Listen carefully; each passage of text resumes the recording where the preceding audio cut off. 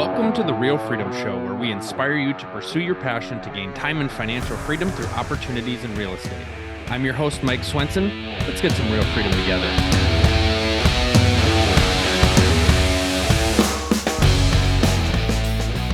Welcome, everybody, to another episode of the Real Freedom Show, talking about building wealth, gaining time, and financial freedom through opportunities in real estate. And today we're going to talk a little bit more about the nuts and bolts of your income, digging in a little bit deeper. We like to sometimes talk about real estate and the strategy behind that, but we have a money expert here. So we've got Chris Miles, cash flow expert and anti-financial advisor, is a leading authority teaching entrepreneurs and professionals how to get their money working for them today. And you've seen that over the years. You've had some ups and some downs. And so you really want to focus on helping people with passive income. You've been on a lot of the big shows, US News, CNN, Entrepreneurs on Fire, Bigger Pockets, and a proven reputation with your company, Money Ripples, and helping clients find fast financial results and help them increase their cash flow by $300 million over the last 13 years. So we're going to talk a lot about money and cash flow and passive income today. So Chris, we're so excited to have you. Same here, man. As my shirt says, I love passive income, Awesome. And I should mention too, you have been on our show before a little bit under 2 years ago. So excited to have you back. But for those folks that maybe weren't listening 2 years ago, that maybe don't know you, just give us a quick little intro about you and your background leading up to kind of where you're at today. Yeah, like you mentioned, I'm the anti-financial advisor, which is kind of another way of saying, how stick my nose and my finger at financial advisors for that very reason, right? But I wasn't always that way. I actually was a financial advisor at one point, but realized it just doesn't work. Growing up, I was actually raised by parents that taught me good values, but they didn't teach me much about money, other than there wasn't enough of it. Phrases you'd hear like, we can't afford it. What do you think? Money grows on trees? I'm not made of money, Those kind of things I'd be taught all the time growing up.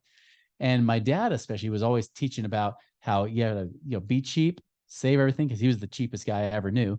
I mean, just cheap, save everything. I mean, he was like Dave Ramsey's role model that he looked up to, right? So anyways, so flash forward, I'm in college. I want to become a business consultant, so I thought I should get real life business experience. Well, the first business that came up when I basically dropped out of college to do this, the first business that came up was being a financial advisor. And I thought, you know what? Maybe this could actually be good for me personally learn about money, but maybe I can even help my dad give his life back, because he already had multiple heart attacks and strokes by that point. Well, anyways, I did that for several years. And then while I was doing it, my dad reached out to me and said, Chris, when are you going to become my financial advisor? And so for the first time ever in my life, he opened up his books. I got to see his financial situation. He said, Chris, I'm 61 years old. I want to get out of this job now. What do I need to do? And I looked at the money. He had, been max funding his 401k. He paid off all of his debt, including his house, totally debt free.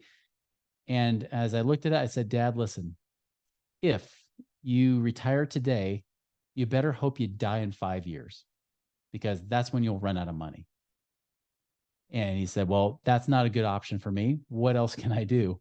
And I said, I don't know. You did everything right that I teach as a financial advisor. Like, you're stuffing your 401ks. You've got, you're debt free. You're living what should be the dream. You're living actually everything that Dave Ramsey says should be the dream. And it's just not enough. And I couldn't find anything for him. And it bugged me. It really bothered me, because he was kind of my inspiration getting into that business. And yet that wasn't enough. It wasn't working, the stuff that I was teaching. And I realized when I talked to one of my friends who was a real estate investor, he said, well, Chris, how many of your clients are financially free? I said, well, none. I mean, they all worry about money. Even if they can retire, they still worry that they might run out of money before they die. He said, well, that's good. Well, how about this? How many of you guys as financial advisors are financially free, not off the commissions you're earning, but actually doing these mutual fund investments? And as I thought about, there's over 100 guys in my office. Some have been working there since the late 1970s, and yet none of them could quit. None of them had enough to retire. And I said, well, none. There's your problem, Chris. And that got me down that journey of looking at alternative investments, like doing real estate and things like that. Opened up my eyes that it wasn't about accumulating money, saving up for that nest egg, so then you can live on less than the interest, right? Live on 3% a year. No, it was all about creating passive income and cash flow. And then later that year, I was actually able to retire myself when I was 28, almost 29 years old. Completely blew my mind that was even possible. But again, it was about flipping it and pretty much doing the opposite is what I taught as a financial advisor to become financially free. Well, it's so interesting because, I considered going into being a financial advisor right out of college too. And Mhm. and I remember working for a job, similarly to you, my parents raised me to get a good job, put money into my 401k, and you kind of just hope you have enough. And I remember, because I'm a spreadsheet guy, I made my spreadsheet of, okay, if I invest this much every year, I get this amount of returns. If I maybe increase my contributions each year, we had a match, and I made a spreadsheet all the way down to retirement age to see what I'd have. And it was a big number, but at the same time, I didn't really know what that would mean. That obviously, Mhm. meant there's a lot of assumptions that would have to happen to get there. That was before I had kids, and kids are expensive. And so a lot of things changed. And so getting into real estate, yeah, I've seen a different side now where you can put money into these assets that are going to spin off cash flow. And so going back to people that do invest in a 401k, or maybe want to just set it and forget it, yeah, there's that concern as you get to the end of your life, or you get to those retirement years and you have no clue what do you have. You don't know how long it's going to last you, and if it's going to be enough. And as healthcare gets better and better, you might outlive your savings, and you work Mhm. all this time to be able to live and try to enjoy life, and then you run out of savings. That's not a life worth living down the road. It's true. It's such a different philosophy because I was kind of like you. I thought, if I save up $2 million and then live on 3%, I can live on 60,000 a year. And 20 years ago, 5,000 a month sounded like a good, comfortable life. Now, it sounds like you're pretty much fresh out of college and broke. It's just not the same. And so imagine that. I mean, I'm 46 now, but imagine if I had been, I was hoping to do that by age 40, it wouldn't have been enough. And so that 2 million would then have to grow to be at least $4 million to be able to cover a kind of a halfway decent lifestyle, maybe 10,000 a month. That $4 million to make 10,000, and not even 10,000 a month, really. I mean, well, I guess it is. Yeah. 120,000 a year, 10,000 a month. But if I could take instead $4 million to make 400,000 a year or more, right? 4 to 500,000 a year, that's a very different lifestyle. Now I don't have to save as much. I can have $1 million and still produce at least 100,000 or so a year and accomplish the same thing. And that was my epiphany. In fact, I even had a guy recently on, a client that actually, when I was last recording with you, he was just starting out as a client. He had $1 million saved up in his 401k plan, and his financial advisor said, "Well, you can live on 30,000 a year as a 60-year-old in California." He's like, "No one can live in California on 30,000 a year, not even homeless people."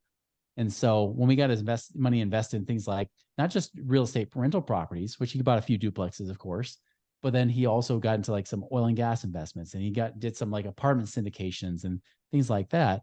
Eventually, his million now, instead of generating 30,000 a year, is now generating 130,000 a year. It's 100,000 more, but the same money just used better. That's amazing and fun to see when people discover real estate as a great investment. And obviously, I know there's other things that you work with clients on as too. I was doing a class for some real estate agents on my team, and these are residential real estate agents that haven't been exposed to really a lot of investment real estate. And so I was showing them a deal calculator, showing them the potential cash flow, the potential returns on investment over time as appreciation happens, as you're paying down the mortgage, all those great benefits of real Yeah. estate. And he's a middle-aged guy, and he's like, "I'm frustrated right now." And I was like, "How so?" And he's like, "I'm frustrated. I didn't know this 20 years ago or Uh-huh. 25 years ago." He's like, "They should be teaching kids this in high school instead of whatever class they have them in. Like, this is the real life stuff that matters." And if it takes you later in life to learn these lessons, it's hard to go back and get that time back. However, to your point with your client example, they can build some momentum pretty quickly when they start to do the right things that maybe they had no clue about, until they met Exactly. with you or people like me that can show them these alternative ways to build passive income. Exactly. It's so mind blowing, right? I mean, just to see that happen. And the sad thing is like there should be more, I believe, active real estate investors. I see a lot of those guys are flippers or wholesalers that won't buy properties. They'll keep transacting business, but they get trapped not creating passive income for themselves. And you know what? Like 2022 kicked those guys' butts big time. I mean, the ones I saw come out of 2022 into 2023, which recovered a little bit and helped them last, they either had to have a lot of reserves, and or two, they also had to have other streams of income coming in besides just the transacting of business. That's the thing. You can make tens of millions of dollars in your business. If you don't have any passive income, you can go broke just as fast as every, slave employee with a job. Yeah. Yeah. I've heard of a lot of flipper stories where they build and scale and get bigger, and they just get tired of the hamster wheel because you're just chasing properties to put cash in your pocket, but you're not going to have that long-term gain. And so the people that have probably wised up over time move from flipping to buy and hold. And I can still do some flipping, but I'm going to pick some properties to buy and hold. And hope to see. I always use the example of running into the wind versus having the wind at your back. Eventually, you're hoping you're doing less running into the wind and you're experiencing that momentum of the wind at your back. Exactly. It's so true. I mean, I remember talking with a friend where that was the case. Like, he was transacting and he was doing great in his business. But I remember right around 2020, I made a post about how one of my clients was making about, supposed to make about 18,000 a month passive income. He's like, dude, how do I do that? Like, you're in the freaking real estate space. You should know how to do this. And so after that, he started cherry picking some of his own deals. And when 2022 hit, I mean, his business, almost stalled completely on that side. But he started doing he started having his own properties, had an own property management business. He started diversifying his business a little bit more, and he weathered it just fine. I mean, he was one of the only guys I saw like later in the fourth quarter of 2022 smiling and actually relaxed, where other guys were like panicking. They'd gone bald in that period of time almost, like they were in a lot of hurt. And so it's a real thing. And I think even though that was a short, snafu that happened, I think it's coming back again. I think it's going to come back harder. I really feel like 2020 and then 2022, those two little weird market moments were really preparing you for something much bigger that if you don't learn from those lessons, it's going to hit you much harder. And I think really going to the end of 2023, going into 2024. Yeah. And it does speak to the value of having multiple streams of income, passive income, because you as an entrepreneur, or you even as a person, need to have the ability to ebb and flow as things change. And while I spend a lot of my time talking with people that are full-time in real estate, they even talk about, I'm doing regular multifamily, I'm doing some development, and then I'm doing, some lending opportunities. And so while I'm in the real estate space, I'm diversifying within that because you don't know what's going to happen. You don't know what's going to get disrupted. You don't know how much the economy is going to change things. So having like a three-legged stool where you've got a few different legs to stand on, should one of them get pulled away or have a challenging time, it allows you to be more flexible and to move with it. Talk a little bit about, so people come to you and they're like, Chris, I have no clue what I'm doing, or Chris, I need help. What are some of those basic steps for people that are listening right now, questions that they should be asking themselves to kind of self-reflect on what they can do to increase or improve on their financial futures here? Yeah, the first advice I usually give is get lean, get liquid, and get out. And I mentioned that even like back, a few years ago too, but it's still true today is, find ways to get lean. If you're a business owner, find that in your business, become profitable, and then take those profits home. And same thing at home. Make sure you're profitable there. Like, make sure you're only spending on things that really are actually adding value into your life. Don't waste money on subscriptions that you're not using. Don't waste your money on eating out too much or whatever, or just blowing it because you're not even tracking your money. If you just track your money on a weekly basis, I promise you that you will find more money. It's just always the way it happens, right? When you start to pay attention to something, it gets better, right? It's like that in business. You start paying attention to your statistics in your business, you'll find out that your sales improve and your profits improve and things like that. Same thing here is start to really track your money, get lean, make sure that you're not living on rice and beans, but make sure you're being wise with your money, being a wise steward. Then get liquid. Make sure you have the liquidity of your money too. Don't trap it in equity in your properties, where you're just trying to pay off that mortgage, so to speak, right? Because again, I did that in the last recession. And then when I wanted to get that equity back out, I couldn't because the banks wouldn't let me, right? Keep that money more in your possession. Get your money away from stupid IRAs and 401ks and retirement plans that lock your money away. And then they slap you with a 10% penalty for touching your own money.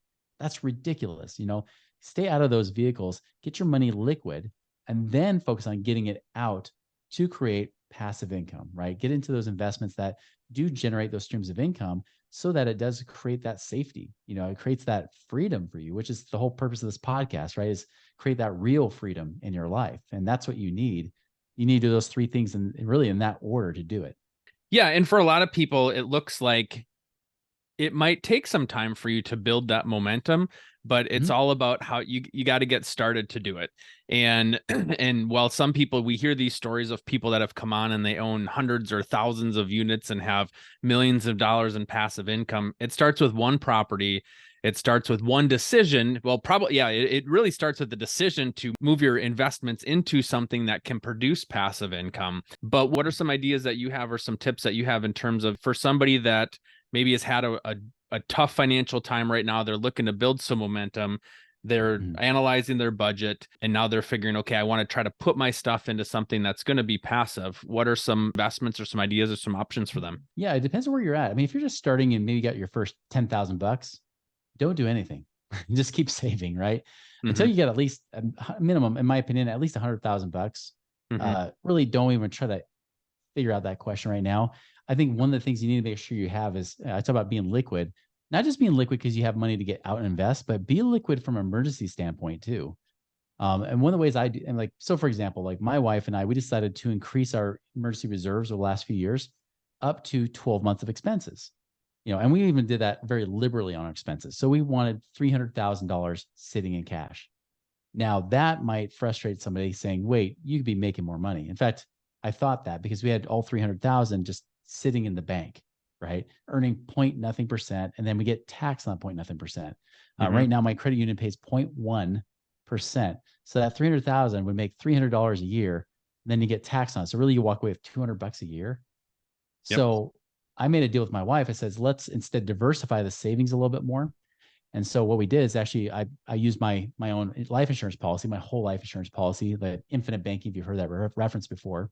I now have earmarked about $250,000 of that 300,000 in that policy. Why? Because I'm earning about 5% a year tax-free. So that means instead of making $200 a year after taxes, just that $250,000 is making 12,500 tax-free. And then I'm making my $50 a year in the bank savings account for that quick, easy money. So the money that I don't need in like the next week, I keep that in the life insurance for the week long expenses or whatever I might need. I keep that in the bank. And that's how I kind of diversify my savings a little bit more. And then from there, if you got more money, where can you invest, right? Lately, although I think properties are great overall, I think the safer way to go, the safer, longer term, better returning investments are still buying properties, like buying those rentals, those long-term rentals. And that's great. If you can do that right now, I know if you try to buy it with leverage, if you try to buy with a mortgage on it, your cash on cash returns might be not very impressive. One thing I would say is definitely don't buy a property that's negative cash flow right now to justify saying, well, even if it's breaking even or negative cash flow, it'll appreciate. I would not bank on that right now. That's the mistake I made in the last recession. And I kind of foresee there might be some crazy things happening with values in the next recession too. I wouldn't bank on appreciation. I would look at that as gravy, like the cherry on the top, right? Really focus on profit. So most of my clients lately, although some are still buying some turnkey properties because they are safer, I think lesser risk than some other strategies, a lot of them are starting to invest with other investors. So they're starting to either lend their money to investors to earn, 10 plus rates of return that way. Other things that might be doing is going into projects, not so much the apartment syndications, that's been pretty much been beat up and still being beat up right now. But sometimes self-storage might be a place, but a lot of people are just really going for that the short-term lending or longer-term lending funds that are more going out to investors. Oil and gas has actually been a really good one the last few years for all of us. And then that's even with oil prices being lower, you can actually make money on the lease of the land and get paid on the royalties of the drilling that they do with both gas, the oil, as well as the natural gas, which is a clean energy that comes from that. So that's been good. I actually and since the last time we spoke, got into a partnership of doing raw land.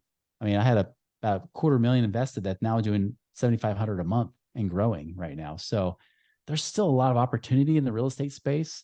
It just depends on really what your target is, what your goals are. Are you going for cash flow or growth?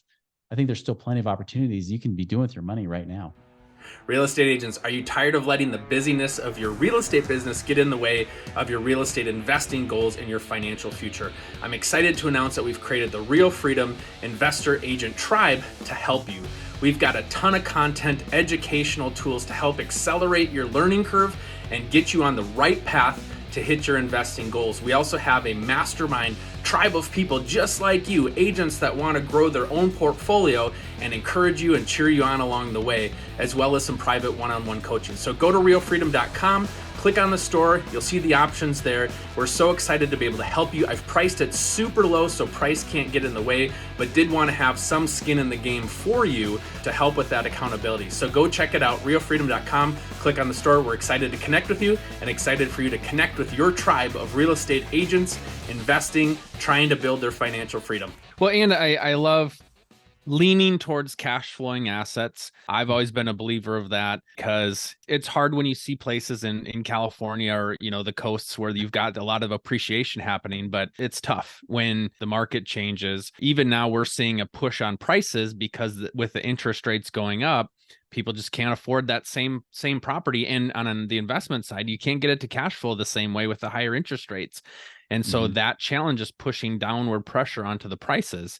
And so days on market is going up. And so we're seeing that more and more and more. And so the more you can find cash flowing properties, you're going to weather that storm. And yeah, just treat appreciation like gravy on top.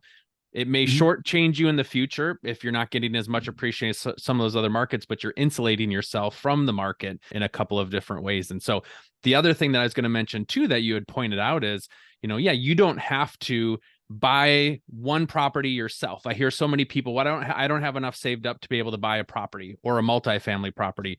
That's the beauty of working with other investors, pooling your money together, doing syndications. It doesn't have to be large deals, but doing smaller deals or finding other ways to invest with people. I just want to help people put deals together and meet the goals that they have. And so there's a lot of different ways that you can invest in real estate without, hey, I have to buy one property myself and save up enough money until I can do that one thing. Exactly. Yeah, that's the beauty of it, right? Like you don't have to be a rich millionaire or billionaire to do this stuff. Because like for example, I mentioned like oil and gas.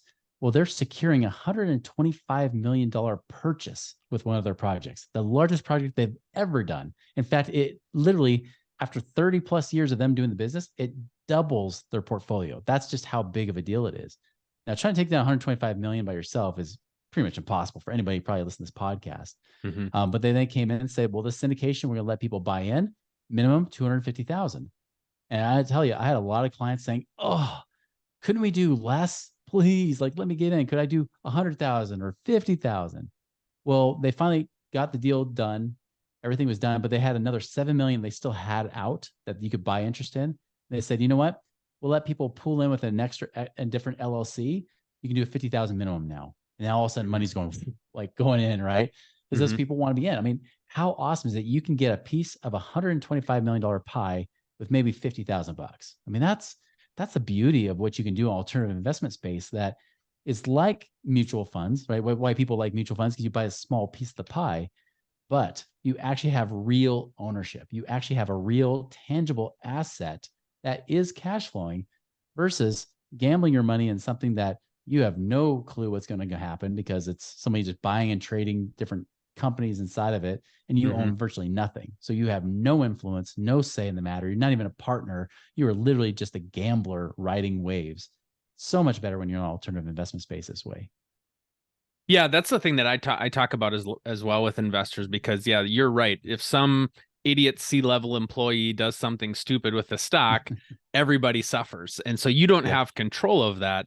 In real estate and with some of these other alternative assets, you have more control over what you want to see happen with it and what you're going to do with it versus, hey, I really might like that company because it's popular right now. And then some idiot does something and the stock price tanks and your stuff holding the bag there. So for people that want to learn more about money ripples, working with you and really helping to unlock some opportunity within their current financial lives, how can they do so? Yeah, you can always visit our website, moneyripples.com.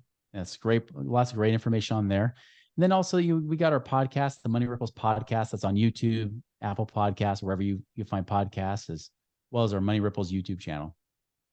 Awesome. Well, thank you so much, Chris, for coming on and sharing. A lot of people have had a lot of great experiences working with you and freed up a lot of money. And yeah, just your testimony to hear the story of, going from $30,000 a year to, what was it, $130,000 a year, with $1 million. That's amazing. And so just being able to show them different ways. And I know a lot of people aren't financially minded, and that's what scares people is they're like, well, I don't really know what to do. And so they want somebody to help them, and somebody like you can come alongside and explain things and show them, here's a different way. You can have a significantly different difference in your future by doing these few key things versus what you were taught to do growing up. Yeah, exactly. That's why I came out of retirement, right? It's like that ripple effect you create in people's lives.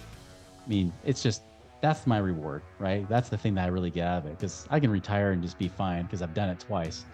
But man, being able to see those people's lives change and that ripple effect you create in people's lives, I think every investor, whatever that capacity is, that's the focus you should be. It's not just getting yourself out of the rat race. It's going beyond that, which is what can I do to further bless more lives?